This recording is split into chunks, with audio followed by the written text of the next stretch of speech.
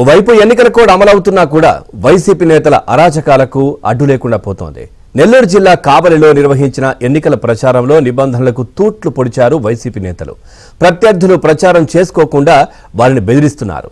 అడ్డు రాకుండా చూడాలంటూ పోలీసులను ఆదేశించారు.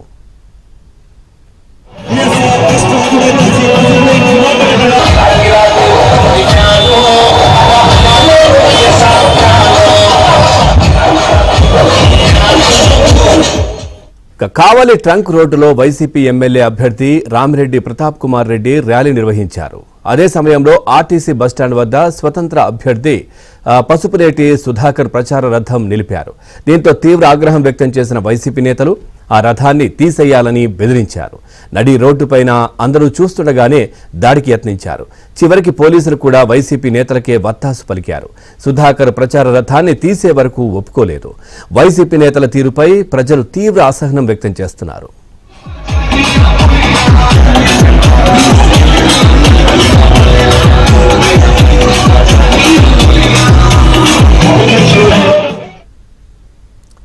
చూస్తున్నాం, ఎక్కడికక్కడ అధికార పార్టీ నేతలు ఆ ఎన్నికల కోడ్ను ఉల్లంఘిస్తున్న పరిస్థితి కనిపిస్తా ఉంది. ఒకవైపు స్వతంత్ర అభ్యర్థులు కావచ్చు, లేదంటే ప్రతిపక్ష నేతలు ఎవరైనా కానీ ఈ ప్రచారం చేసుకుంటుంటే అక్కడ ఇబ్బందులకు గురి చేయడం కావచ్చు.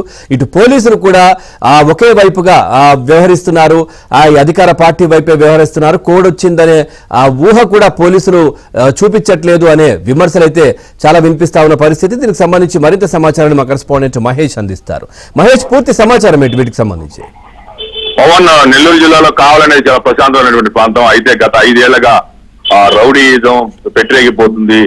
నిన్నటి రోజున స్వతంత్ర అభ్యర్థిగా రంగంలో దిగబోతున్న పసుపులేటి సుధాకర్ ఒక ప్రచార రథాన్ని ఆర్టీసీ బస్టాండ్ సెంటర్ వద్ద నుంచి అక్కడ కళాకారులతోటి నృత్యాలు చేస్తున్న సమయంలో వైసీపీ ర్యాలీ అక్కడికి వచ్చింది.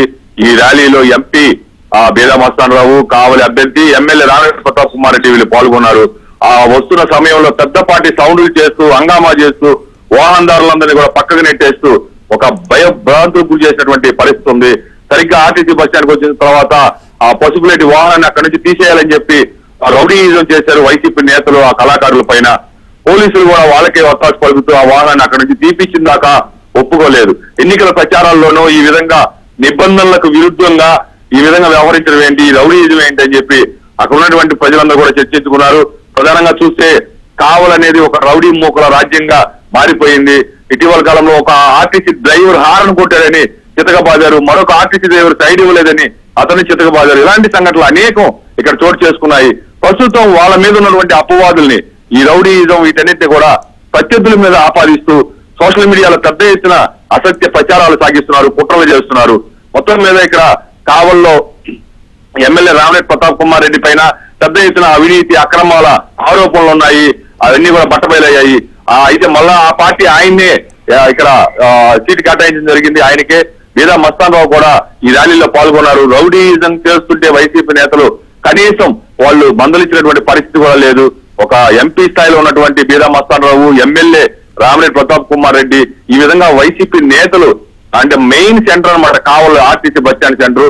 ఈ ప్రాంతంలో ఇంతగా రౌడీయిజం చేస్తున్నా కూడా ఇది పద్ధతి కాదని చెప్పి చెప్పకపోగా ముసిముసి నవ్వులు నవ్వుతూ వాళ్ళు ఇంకా కొద్దిగా ఎంకరేజ్ చేసినట్లుగా ఉందని చెప్పి ప్రజల్లో చర్చ జరుగుతూ ఉంది.